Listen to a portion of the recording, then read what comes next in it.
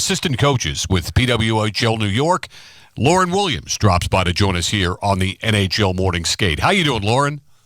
I'm great. How are you two doing? We're doing well. Thanks so much for dropping by here. Tell us about this opportunity that's come your way and how excited you are to get going here for PWHL New York with the future looking pretty bright. We know that Sarah Fillier was the top pick in the draft by PWHL New York, but just from your perspective, this opportunity that's come your way, tell us about it.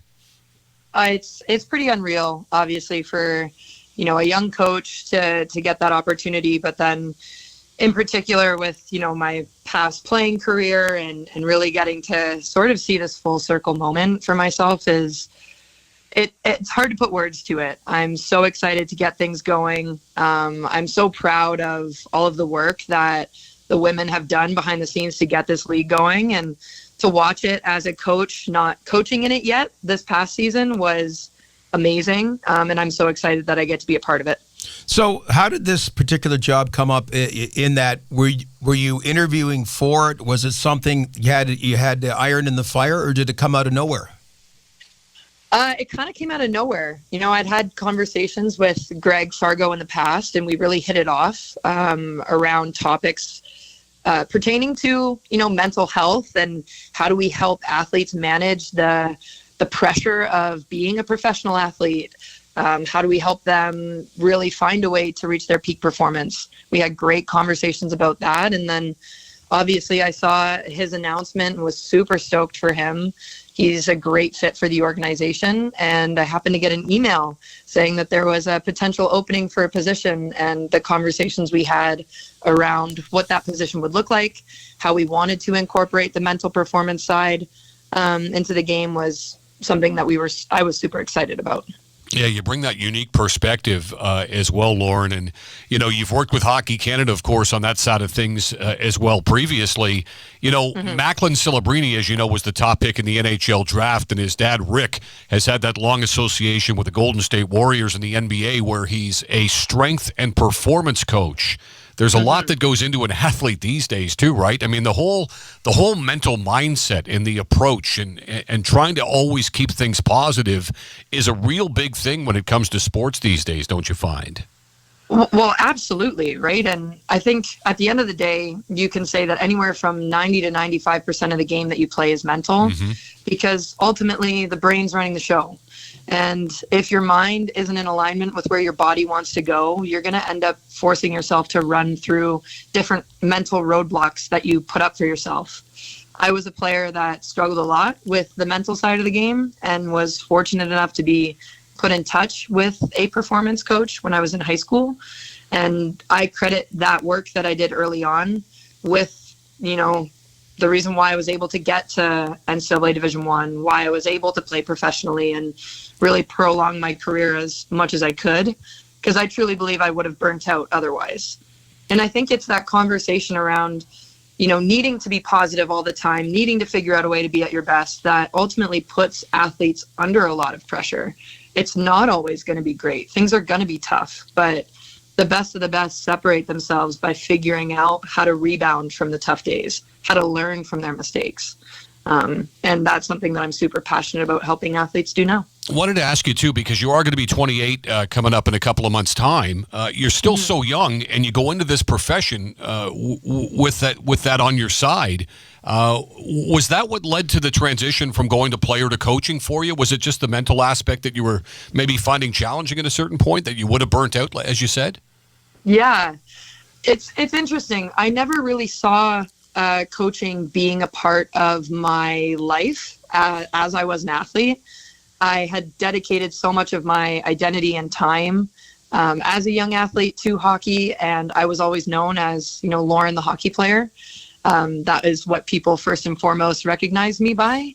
And as I was getting into the later stages of things and I was getting super interested in, the mental side of it, when I considered how to best bring my skill set into an environment that I loved, I really did want to separate myself from the hockey piece of it. I wanted to focus in on helping athletes with their mental health.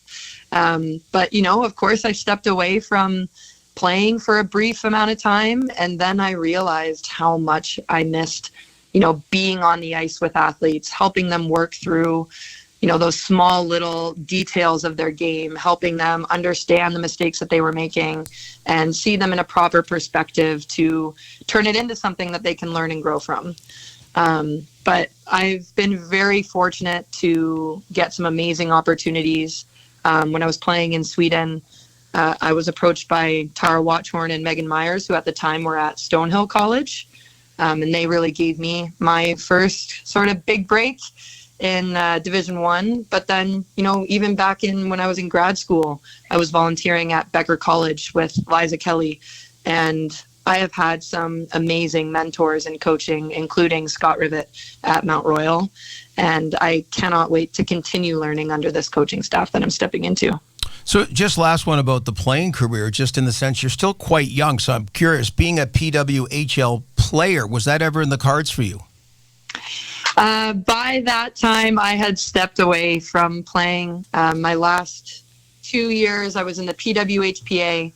So before the PWHL was formed, and then I played in the SDHL in Sweden for half a year. And then I was approached with the Stonehill job, and I took it with both hands. Could I say that every now and then I had that little bit of a feeling of, if I would have held on for another year, it would have been great. But I can't say enough how grateful I am to be in the position that I am in now. Lauren Williams joining us here on the NHL Morning Skate. So, Lauren, just from afar, now getting, of course, into it with PWHL New York, but from afar, what did you make of last year's season, this past season, the first ever in PWHL history?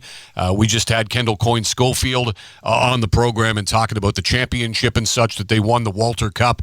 The possibilities here for this league, for PWHL New York as well, appear to be infinite. Like, there are some great things to look forward to here. What was your takeaway from being somebody who's involved in the sport and now getting into it with New York, and as a former player, as to what the league was able to bring to the surface relatively quickly? Oh, it was amazing to watch. I think tuning in and seeing the crowd, but seeing also the professionalism with which it was broadcasted was amazing. And then you start to see that trickle-down effect where when I was having recruiting conversations last season, I'm asking young girls who are still in high school, what do you want to do with your career? How can I help you get to that highest level? What do you see the highest level being? And actually having them answer and saying, I want to play professional women's ice hockey. That was never something that was on my radar as a young athlete. So when you think about the impact of that first season and the seasons that came before it, whether it was the CWHL, the NWHL, the PWHPA, it's opening up a door for young girls to see themselves making a living playing ice hockey, which is unreal. So whether it's the CWHL or other leagues before, is there a different style now? Like, in this particular league, you look at as a coach now, like what's the kind of style to best suited to be a winning team in this current PWHL? Well, I think you got to have a little bit of everything. That's the best part about getting all of the best talent together in one league. You got to be physical. You've got to be fast. You need to know the game. You need to have systems that are capable of, producing success, but you also have to be adaptable. And I'm super excited to see the physicality of this league. I think that was one of the things that I loved watching as someone who was outside of it last season. But, ultimately, I think you got to be able to find a way to bring it all together. And that pressure of finding a way to do that on a consistent basis is something that I'm really looking forward to. How much are you looking forward to as well, Lauren, working with Sarah Fillier? I mentioned Macklin Celebrini, top pick in the NHL draft. The PWHL draft, of course, we saw expectedly Sarah Fillier go to New York at number 1. How excited are you to get to working with her, not only as a player to make her better as a player on the ice, but as you say, that mental mindset that it takes to become a very successful person on and off the ice within the organization? It's got to be pretty exciting for you to look forward to that. Absolutely. I think when you see a talent like her, you want to find ways to help her bolster it, right? It's not about trying to reinvent the wheel. She's clearly doing something right and doing it very well at that. So helping her continue to navigate the new environment and figure out ways that she can apply her skill set and continue to grow it. Because you know that all the players at the top, the best of the best, they're always finding ways to improve. So whatever, piece of the puzzle I can play in her journey and growth and development as a hockey player, I'm ready to step into. So, Lauren, we have Brian Burke on as a weekly insider. We always start with PWHL questions, and he's always quick to say, look, a lot of things happen in a short period of time, so he doesn't want to speak for the league as far as their plans go. But, you know, you're looking to coach the New York team next year. Have they decided yet, like, when training camp would be, what number of games are going to be, or is that still kind of a work in progress?